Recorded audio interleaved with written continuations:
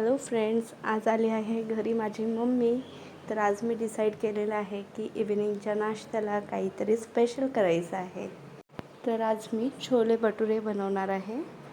तर मम्मी घरी येताच 2 ते 3 तासासाठी चहापत्तीच्या पाण्यात हे छोले भिजत घातलेत मी. 2 ते 3 तासानंतर 2 पाण्यांनी छोले धुवून घेतले आहे.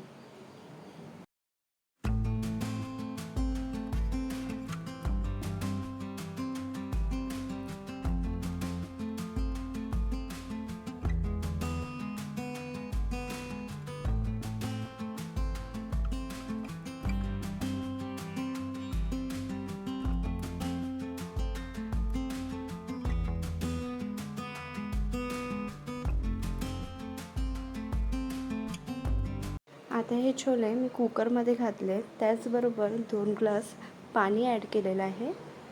त्यानंतर तुम्ही इथे काही मसाले पण ॲड करू शकता. मी इथे 4 लवंग, 2 मोठी विलायची, 5 ते 6 मिरे आणि 2-3 कलमी ॲड केली आहे. आता या कुकरची जवळपास 2 ते 3 शिटी करून घेऊया. कुकरच्या शिट्या होईल तेवढ्या वेळात आपण इथे लसूण, अद्रक आणि कोथिंबीरची पेस्ट तयार करून घेऊया.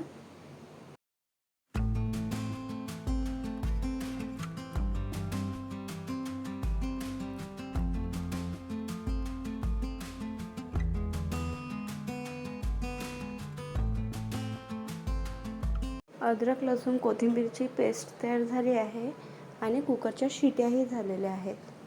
तर चला आता फोडणीची तयारी करूया. त्यासाठी मी इथे थोडे तेल ॲड केले आहे. तेल गरम होताच जिरं ॲड केलेलं आहे.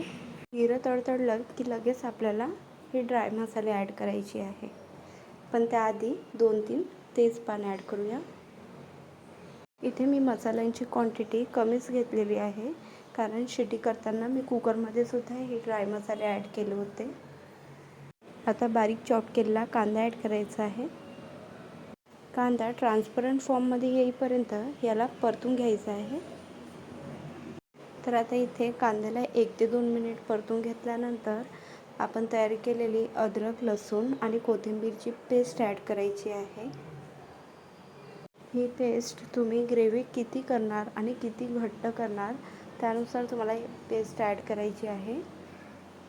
आता 1 ते 2 मिनिटानंतर यात मी अर्धी वाटी दही ॲड करणार आहे. इथे तुम्ही टमाटरची प्युरीसुद्धा ॲड करू शकता, पण मला ग्रेव्हीचा टेक्स्चर थोडा क्रीमी टाईप हवा होता, म्हणून मी इथे दही ॲड केलेलं आहे. आणि इथे दही खूप आंबट असं नाही आहे, नॉर्मल आहे. त्यानंतर इथे मी अर्धा चम्मच हळद, चवीनुसार मीठ आणि 2 चम्मच लाल मिर्च पावडर ॲड केले आहे. आता याला 2 ते 4 मिनिट पेस्टबरोबर छान मिक्स करत राहायचं आहे. त्यानंतर या मसाल्यातच बॉईल केलेले चणे ॲड करायचे आहे. चणे आणि मसाल्यांना 4 ते 5 मिनिटासाठी झाकून ठेवूया.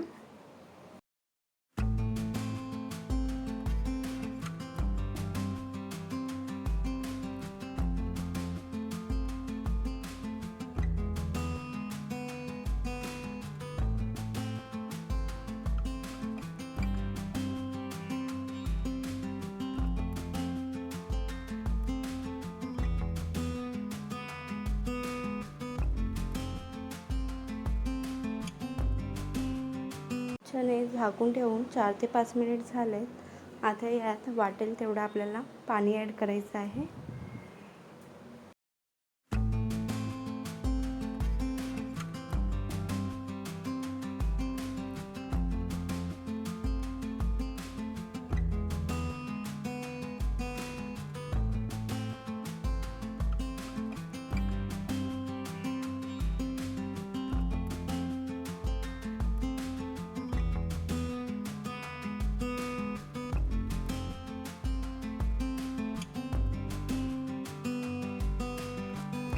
आता इथे माझ्याकडे छोले मसाले होता, म्हणून मी 1 चम्मच इथे छोले मसाला ॲड केलेला आहे आणि अर्धा चम्मचपेक्षा पण खूप कमी गरम मसाला ॲड केलेला आहे. अर्धा चम्मच धनिया मसाला ॲड केला.